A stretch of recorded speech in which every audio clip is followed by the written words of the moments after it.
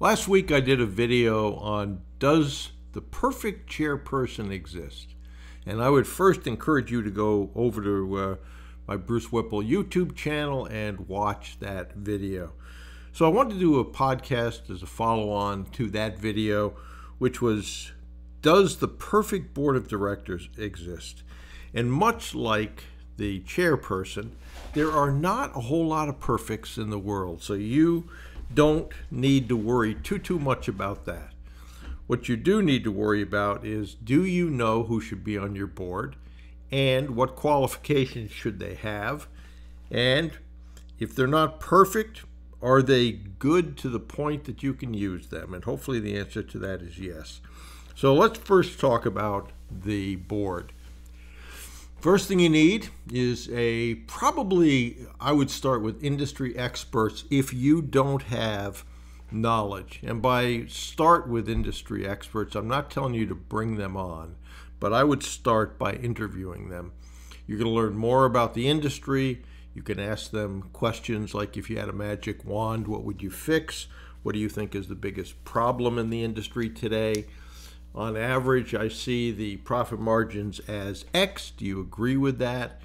And what do you think about the amount of people that are older that would be interested in transitioning out through basically an early retirement or retirement plan, and get their feelings on those things? So that's going to give you a feel for what's changed in the market, what the market is like from a profitability standpoint, what are the trends in the market, those kind of things.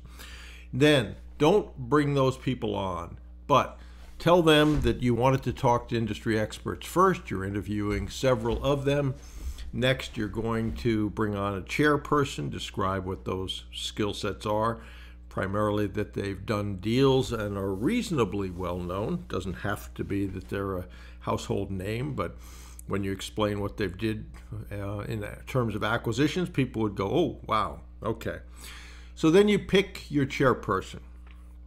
The reason you do not want to bring on those industry experts is you want your chairperson to be on those interviews to pick the final board people. And I have had people that have lost the chairperson, and the chair candidate as the replacement said, I want to talk to the board members. He went ahead and set those up. He was on the calls, which is important for you to do. And the chairperson candidate said, I don't think any of them are worth a damn. So if you want them, I'm gone. If you want me, they're gone. So that's the reason you want to warm those industry experts up. Tell them that you're going to pick the chair, as I said, and that you'll get back to them and keep in touch with them on a regular basis. So you think you know who your industry experts are. You then pick the chairperson, start with some of those industry expert joint meetings by Zoom, probably, with your chairperson, you and the industry expert, and then see what the chairman says. Does he agree that you pick some good ones? Does he think you missed the mark? You'll learn a lot about that chairperson in that. Then continue on, and you're going to get a finance non-executive director and a legal non-executive director. It doesn't really matter which order you pick those are. In the finance, NED is usually a retired person from the big four accounting firms and someone who has been involved in due diligence on deals. Not a tax guy, but actually did deals, so quality of earnings reports, those kind of things. Similarly, with the legal non-executive director, you want someone from a big firm that's done deals, and in both the accounting and in the legal NEDs, you want them to be in your industry, or at least aligned. So maybe they don't have the exact industry knowledge of your specific industry, but if, for instance, it's healthcare and they've done plenty of healthcare deals, just not one in your subset, not that big a deal. If you can get them in your specific industry, that's even better. Now, most of the time, if you can find a retired person, great, but they don't have to be retired, and that is true for both the finance, and the legal NEDs. But one of the questions you want to ask them is, can you join a board? Oftentimes the firm will say, you can join any board you want as long as it doesn't affect your work. No, you can't join any board, or you can join a board, but it has to be a charitable not-for-profit. So you are not a not-for-profit, I hope, at least long term. In the beginning, you probably are not for profit. So if the people say, yes, we can join a board that's for profit, great, continue on. And you can have someone who's already working in a firm. If the answer is no, and you have this person on the Zoom call or phone or whatever it turns out to be, many times there's retired partners that don't have those same restrictions about joining a board, and ask, do you know any retired partners that might be interested in this opportunity? And if so, how would I get in touch with them? I have gotten board members through that process. And so remember that. And then you're going to want what I call a quasi-CFO, and we'll talk about that first, then we'll talk about a CEO. I say quasi because in the beginning there's not a whole lot to CFO. You haven't done an acquisition, but you do want someone who can help you with the analysis. So you want to interview someone, ask those questions. How comfortable are they with spreadsheets, calculating EBITDA, et cetera, et cetera. And you might mention to them that, you're going to at some point need a CFO. Now, some of those people will say, hey, I've been a CFO before. I don't have any interest in working 16 hours a day anymore, but I'll help you pick that person. That's okay. Now, as far as the CEO, again, in the beginning, you don't have a whole lot to CEO. You don't have a lot to CEO. You haven't done an acquisition. So if you have some people on the board, particularly the industry experts or maybe the chair, that have run businesses, you're probably okay to proceed without a CEO in the beginning. However, if you have nobody that is in that category, then yes, you want to begin to pick a CEO. Now, it's important, both the CEO and the CFO typically are salaried positions. You are not going to be able to pay these people typically in the beginning. So explain that you're going to get equity. You will begin to add to their salary if they're going to take the executive positions, but that those will be probably in tranches. You're not going to get to a competitive salary right out of the blocks. You're going to have to do a few acquisitions.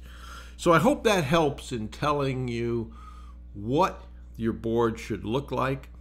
You will make some mistakes. I once worked for a company that the CEO said to me, your interview starts 6 months in, when we find out what you can do and what you can't do. So one of the things you might want to consider is, first, you want board members that don't ask you about equity. And a lot of people find this amazing. Well, they're going to ask me. No, the right people, they're really not going to ask you. What you want to hear is, yeah, I'm interested if I can add value. Those are kind of magic words.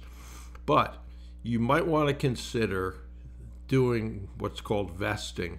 So if you're going to give somebody 5% equity, maybe you do that over 5 years. So after a year, they get 1%. The second year, another percent until they get their 5%. Some people will be fine with that. Some people won't. A lot of companies do that with options.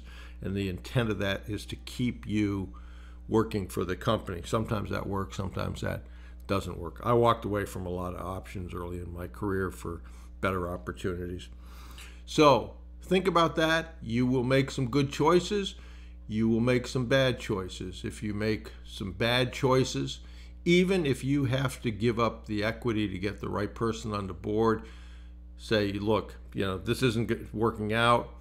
You do have equity. I'm going to leave you with that equity, and you can move on, and I'm going to replace you on the board.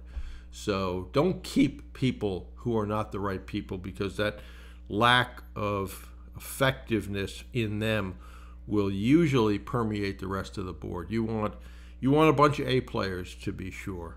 So I hope that helps. Again, you'll make some mistakes. Pay attention.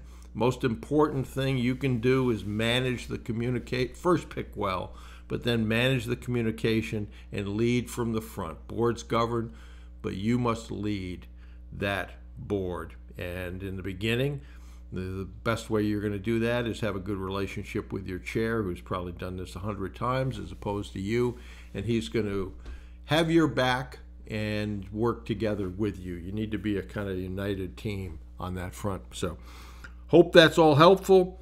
If you're looking for conversation starters, how to start some of those discussions, go over to brucewhipple.com and grab the free course there if you want to go there directly.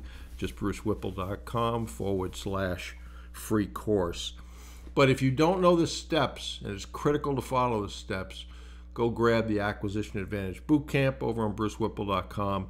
And I have had emails about the VIP Mastermind. There are still a few spots left. So go look at the VIP Mastermind if you're interested in that. Best program I run. Ignore the sold out. I don't like to take people's money until I talk to them and see if they would be a good fit. And if you've done that, if you know what the details are, then go ahead and send me an email, bruce@brucewhipple.com, and we'll talk about the VIP Mastermind. But only if you understand the financial and time commitment and you're able to commit to that. Okay, hope that helps. You now understand the chairperson, you understand the board, so go after that with a passion.